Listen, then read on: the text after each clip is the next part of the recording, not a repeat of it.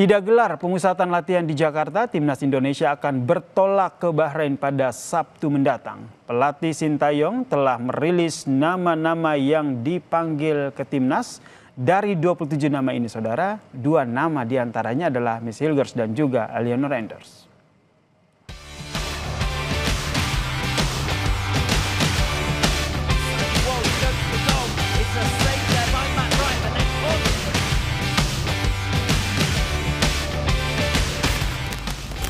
Pelatih Timnas Indonesia Sintayong memanggil 27 pemain untuk bergabung bersama Timnas jelang lawan Bahrain dan Tiongkok di lanjutan kualifikasi Piala Dunia 2026 zona Asia.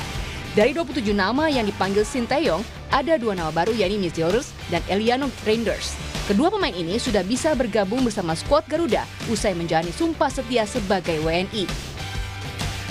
Di posisi penjaga gawang, Sintayong memanggil Martin Pas, Hernando dan juga Nadeo. Di lini belakang ada nama Jordi Amat yang menggantikan Justin Hubner karena cedera. Ada juga nama Asnawi Mangkualam, Jay Ijes, Rizky Ridho, hingga nama baru Miss Hilgers. Untuk pemain tengah tidak ada perubahan. Sintayong memanggil Tom Hey, Marcelino, hingga Nathan Choaon. Terdapat perubahan di lini depan Timnas. Penyerang Ramadan Sananta diganti oleh pendatang baru Malik Rizaldi. Lalu ada Witan Sulaiman, Dimas Derajat, hingga Rafael Struijk. Miss Hilgers dan Eliano Reinders menjadi 2 nama yang kini dinantikan debutnya oleh pecinta sepak bola tanah air. Miss dan Eliano menjalani sumpah setia sebagai WNI usai berkas alih warga negara disetujui oleh DPR dan pemerintah. Sumpah setia pada negara digelar di Brussel, Belgia. Pak Erik, I'm ready for Indonesia. I'm proud to play for the country and I'm happy to be here. Thank you. Hello Indonesia, I'm ready to join the national team. I can't wait. See you later and I love Indonesia. Dengan dipanggilnya Miss Hilgers dan Eliano ke Timnas Indonesia untuk lanjutan kualifikasi Piala Dunia 2026, prediksi starting 11 dari skuad Garuda pun sedikit ada perubahan. Dengan prediksi formasi 3-4-3 untuk penjaga gawang Martin Pas dipastikan akan jadi pilihan utama dan 3 benteng Jay Ijes, Rizky Ridho, dan Miss. Menyisir bagian back sayap ada Verdonk dan Sandy Walsh. Di tengah ada Tom Hey yang di-backup oleh Ivar Jenner. Lini depan ada nama Ragnar yang akan bergerak dari kiri dan Eliano dari bagian kanan untuk menopang penyerang Struijk. Pemain Liga 1 yang dipanggil Sintayong akan berkumpul pada hari Sabtu 5 Oktober untuk persiapan terbang menuju Bahrain. Sementara, pemain yang bermain di Liga luar negeri akan langsung menuju Bahrain untuk bergabung di pemusatan latihan pada Minggu 6 Oktober 2024. Tim Liputan Kompas TV.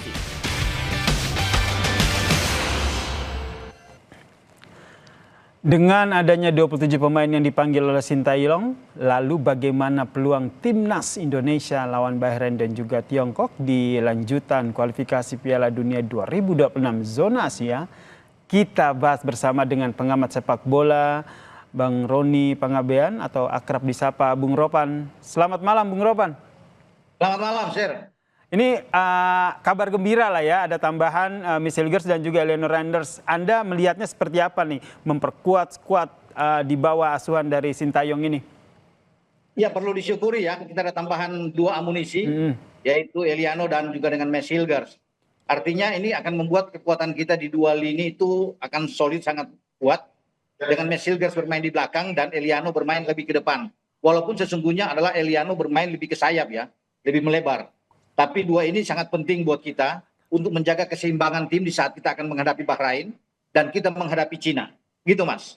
Oke, nanti spesifiknya akan seperti apa nih kedua pemain baru ini akan memperkuat di lini Timnas?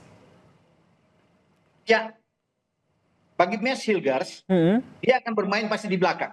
Ya. Oke. Dengan ketidakhadiran Justin Hubner yang masih mungkin bermasalah kurang begitu bugar, maka Miss Hilgers akan berpasangan dengan Jay Ijes dan saya bisa pastikan satu lagi adalah Rizky Ridho. Itu bermain dengan pola 3-4-3 ya yang akan ditampilkan oleh STY. Sementara bagi Eliano ya ketika di kanan itu belum terisi dia akan bisa bermain dari kanan atau bisa mendorong dia bermain lebih di depan. Kalau perubahan yang ada di depan bisa saja Ragnar, Rafael Struijk dan Eliano yang bermain sehingga Marcelino atau Witan akan bermain sebagai super sub di babak kedua. Itu saya pikir kalau bicara dengan 2 posisi dari 2 pemain ini. Karena walaupun dia bisa bermain sebagai gelandang juga yang bisa bertahan, namun di sini sudah terisi ya. Tom Hai ada di sana dan juga dengan Nathan Cho atau Ivar yang akan bermain. Saya pikir itu adalah alternatif opsi-opsi yang akan diambil oleh STY dalam langkah dia untuk menetapkan starting 11 di saat akan menghadapi Bahrain nantinya dan juga menghadapi Cina. Gitu, Mas. Jadi menurut Anda, Michelgers dan juga Lionel Randers ini langsung masuk dalam starting 11 yang tadi Anda sebutkan? Ya, saya meyakini itu bahwa dua ini kan dua amunisi yang siap dipakai. Boleh dibilang ini di grade A. Mereka bermain di Eredivisie, di kasta tertinggi di Liga Belanda.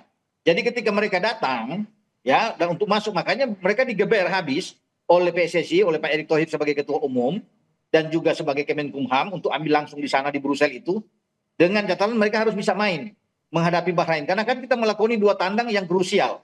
Ya, jadi ini yang membuat dua ini penting sekali kehadiran mereka. Apalagi Mes akan bermain di belakang, kan semakin kuat kita tandang pasti akan mendapat tekanan-tekanan dari Bahrain.